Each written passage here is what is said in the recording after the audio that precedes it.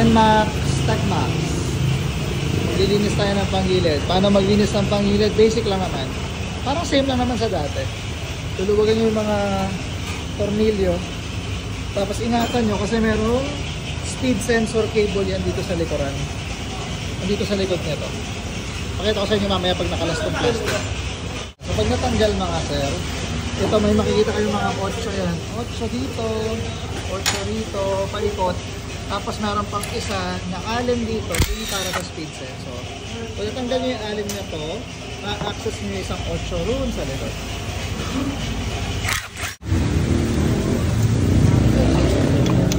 Panglikod. So yan mga sir, yan nagkalinis si sir. Nagda-dragging na yung YCVT.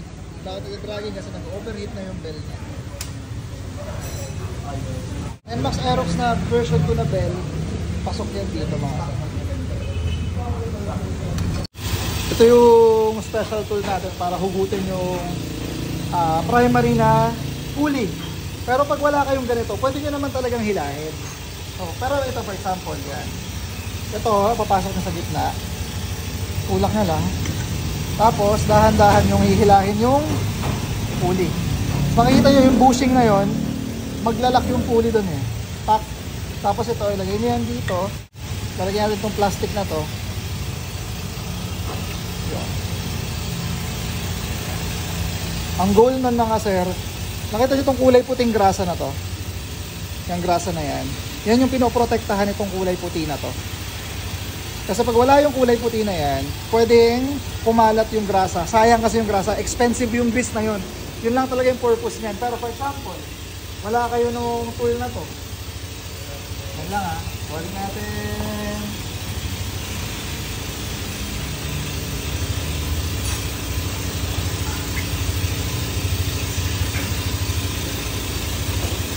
Wala kayong ganito.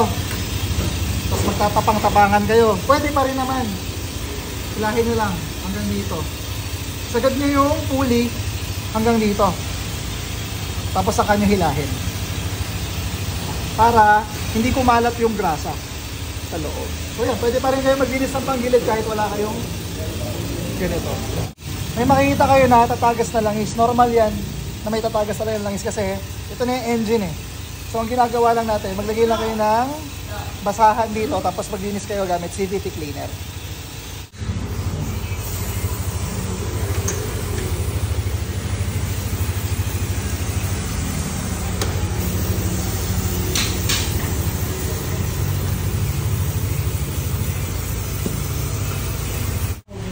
Ito mga sir, malinis na yung panggilid. Pag mawabalik, ito, yung special tool natin, balik lang natin pa ganyan, hanggang spline. Kasi yan, pasok mo mo yan. Align mo lang. Okay, mararamdaman mo naman yan. Yan. Tapos ito, hayaan mo lang lalabas ito habang tinutulak mo yan. Tulak mo lang. Yan. Yung stock mo pa din. Yan. Diba? Mararamdaman ka dyan. Diba? Malayo pa yan. Yan. Hugot to. Hugot din yan.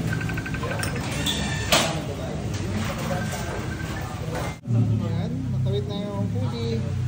Ang belt pala ng mga TechMax saka SP is B9Y. Okay. Nakapag-try na ako magpalit nito ng B65 na belt. Okay naman. Kasi wala pang available na B9Y eh. So for the meantime, B65, yung pang Aerox na ganun. Pwede naman. For the meantime. May pagpag lang ng konti pero pwede naman. Ayan, nagpalit tayo ng bagong bell na stock lang. Pasok ko yung pang version 2 dyan mga sir. Saka pang version 1 na bell. Ang pinagkaiba lang itong mga nut na to, 19 sila. Parehong 19. Tapos wala yung maglinis ng panggilid. May natin naman sa scan. Sa kadalasan daw, after maglinis ng panggilid, din sa start, pag-check engine, sa ilaw yung CVT. Hindi natin kung mag-start. So hindi naman palagi magaganon. Huwag nyo lang gagalawin yung CVT. So far, ano experience pa namin sa shop dito na nagkaroon ng check engine. Naggalaw sila ng panggilid. May mga pinaka na spring. Tapos naglagay ng mga spacer, ng mga magic washer. Kaya hindi umandar after.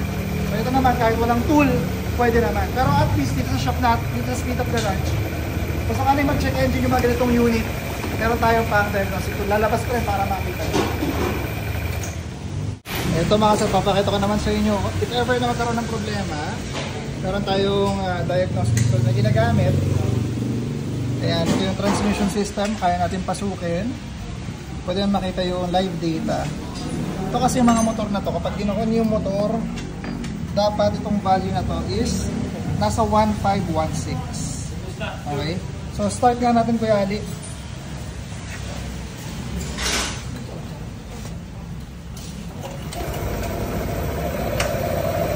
Ito dapat yung value nito. 1587. Makikita nyo yan dito. Activation test. Ayan. Yan yung target value.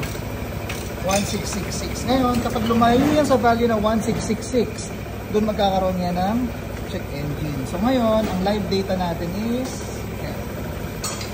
1587. Almost perfect. So walang takot dito sa Speed Up Garage. Mag-ayos ng mga ganitong mga motor. Dito kita rin natin yung model number ng motor. So ito, makita nyo 64 Odo. Kung ano yung Odo sa taas. Pareho yan dito. 6.4 Odo. Diagnose. Mayroon ko na yung mga check engine. Yan. Ito mga check engine na yan. It's because of this one. Kapag binababa nyo sa side stand, lumalabas talaga yan. Pero don't worry, walang problema yan. Okay. So far, the bike is all good.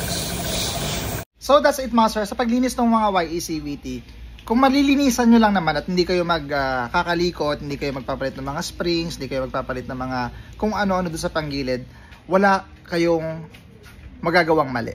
Okay, hilahin nyo lang yung pulley, linisan nyo as normal na CVT, grasahan nyo yung mga dapat grasahan, then ibalik nyo siya. Walang mangyayaring masama. Basta wala kayong i-modify. Though, I have napanood na akong mga videos na nagmo-modify sila at wala naman nagiging problema. Pero again, bilang magdi-DIY sa bahay or siguro backyard mechanic, bahay sa mekaniko sa bahay, as much as possible, huwag natin pag-eksperimentohan yung CVT ng ating mga customer. Linis lang muna for the meantime dahil hindi pa kalat yung tools na gano'n at expensive talaga yung tool para mag-reset ng transmission control unit.